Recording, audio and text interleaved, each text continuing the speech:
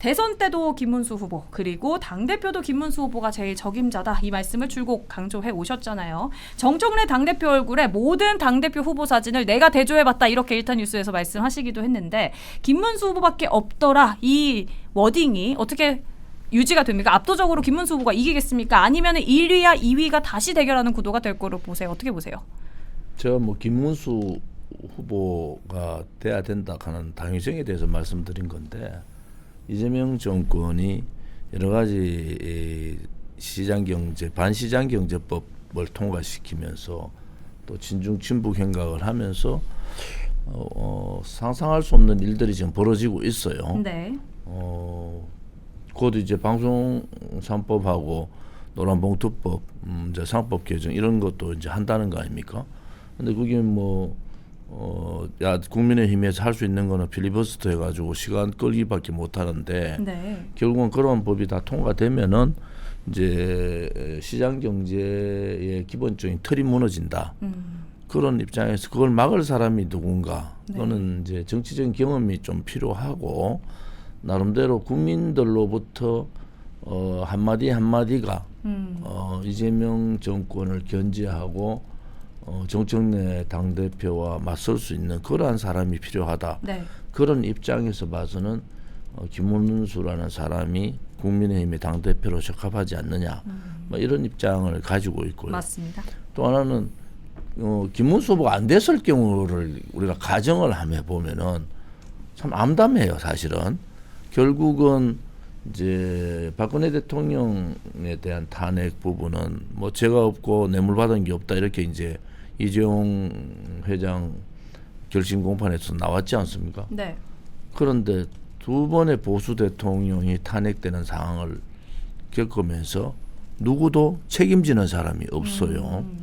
결국은 박근혜 대통령 탄핵에 앞장섰던 사람은 지금 국민의힘의 중진으로 자리 잡고 대부분 다 지금 뭐 경선 나온 사람 중에서도 그런 사람들이 꽤 있잖아요. 그래서 이러한 과정들을 우리가 그냥 쉽게 넘겨서 될 문제인가? 네. 그러면은 실질적으로 그 책임을 누군가 져야 되는데 네. 그 인적 책임뿐만 아니라 변화쇄신도 이루어야 된다.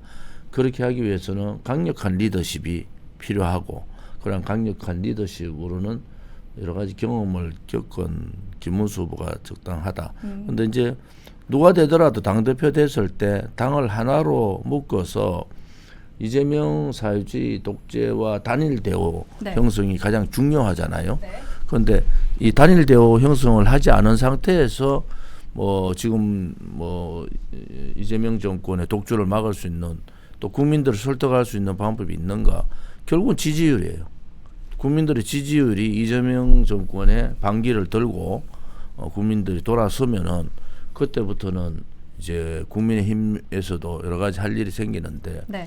국민의힘이 지금 아무것도 안 하는데 이재명 정권이 여러 가지 인사 참사, 사면 참사, 또 이제 입법 참사 뭐 이런 걸 통해 가지고 국민들이 등을 돌리잖아요. 제가 우려되는 것은 국민의힘이 아무것도 안 하는데 지지율이 올라가요.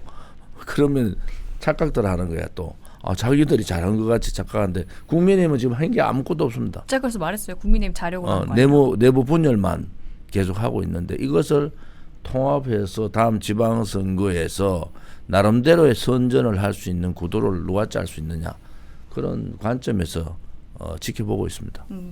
위원님께 여쭤볼게요. 그 전당대회 진짜 코앞으로 다가왔잖아요. 앞서 그 최고위원 후보 인터뷰도 진행했지만 지금 당대표 후보인 안철수 조경태 후보 단일화가 사실상 무산된 상황이라고 제가 방송 전에 속보를 확인했는데 이렇게 되면은 어떻게 보면 이제 안철수 후보는 계속해서 안 할 거라고 예상은 했었어요. 왜냐하면 안철수 후보 스스로 지금 어느 정도 나는 승산이 있다라고 생각을 하는 것 같아요. 근데 어떻게 좀 예상하세요? 김문수 후보가 그렇게 그냥 대세로 그냥 계속 굳혀갈까요? 아니면 지금 좀 제2위, 그러니까 새롭게 올라오고 있는 장동혁 후보가 좀 뒤집을 가능성이 있을까요? 뭐 어떻게 될까요? 제가 듣기로는 뭐 1강 1중 이야기였는데 네. 뭐 2강으로 지금 굉장히 좀 접전을 벌이는 것으로 비등비등하대요. 예, 그러니까 장동혁 후보와 김문수 후보가 지금 2강으로서 굉장히 접전을 벌이는 것 들었고 네. 조경태 후보와 안철수 후보는 2약으로 지금 분류가 돼 있는 것으로 보입니다.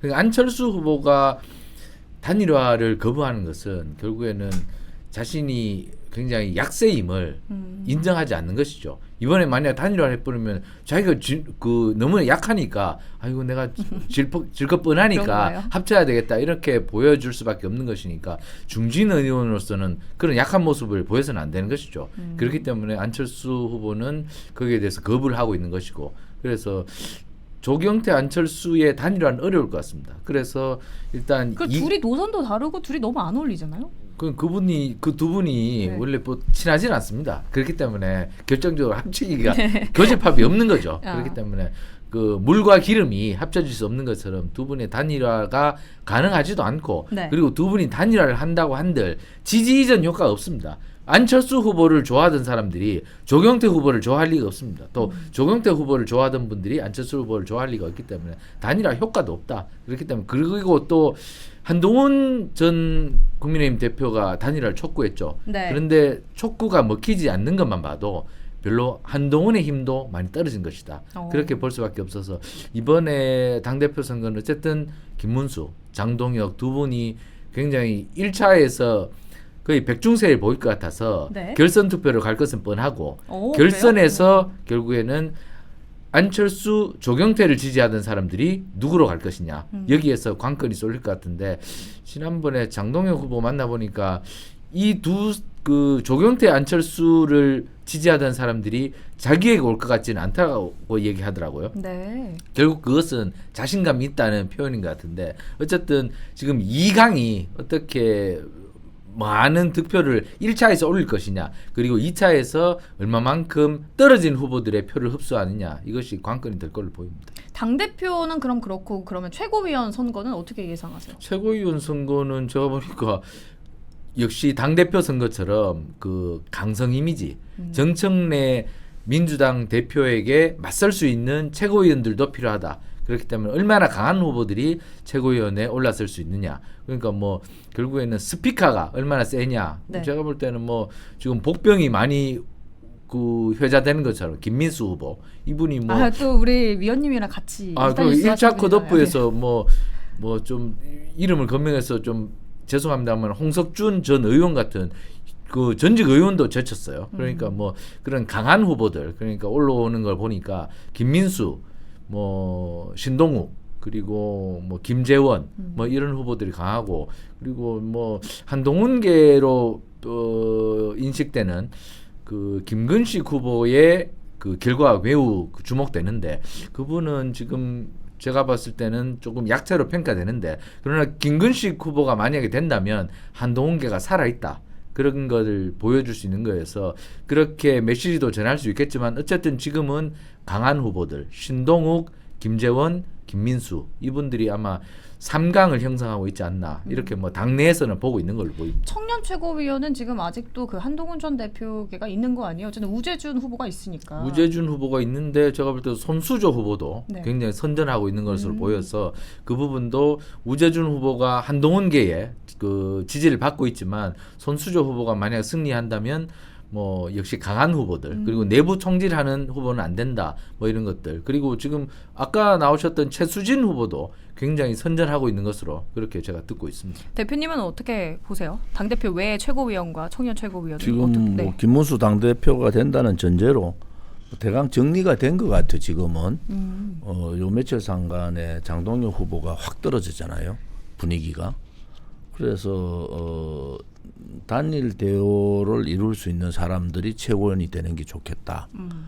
지금은 우리가 상상하지 못했던 문재인 사회주의 독재 정권하고 상상하지 못하는 정청래 이 소위 야당 대표를 아예 인간 취급도 안 하고 투명 인간 취급하고 있는 정청래하고의 맞서야 되는 당 대표고 최고위원들 아닙니까? 네. 그래서 그러한 단일 대우를 형성할 수 있는 그러한 최고위원이 되면 좋겠다 이런 생각을 가집니다. 사실 이름을 거명하는 건 그렇지만은 네. 어쨌든 그러한 상황이 지금 도래를 한 거예요.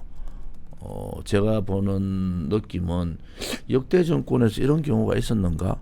그냥 자기들이 국민들을 전혀 생각하지 않고 자기들 생각하는 대로 그냥 밀어붙이는 이러한 정부도 없고 이러한 여당도 없었어요. 근데 우리가 상식 탈피에 이러한 정부나 여당을 보면서 저는 뭐 마음적으로는 굉장히 걱정을 많이 하는 편이지만은 그래도 국민들의 정의, 보편, 타당한 상식은 살아있는 거 아니냐. 네. 거기에서 희망을 가지고 국민의힘이 조금만 잘하면은 될 수 있을 것 같다. 그다음에 안철수 조경태 문제는 저는 조경태 후보가 사퇴할 가능성이 있지 않느냐 이래 봐요. 왜요? 다시 민주당 같이 가려고? 가기에는 서로 뭐 3, 4등 싸움이다 이래 봐서는 오히려 육선의 조경태 의원이 안철수와 거부하면서 조경태 의원이 지금 굉장히 고민에 빠진 거 아니냐. 본인은 단일화 하려고 했지만은 안철수 후보가 또 철수한다. 이거는 진짜 정치사에 기록될 만한 상황이잖아요. 네. 그런 입장으로 봐서는 오늘 토론 마치고 이제 이틀 상간에 조경태 후보의 입장 변화가 저는 좀 점쳐져요. 그래요. 같이 네 명이서 경선하지는 않을 거 아니냐. 정치적으로 보면은 정치공학적으로 보면 그래요.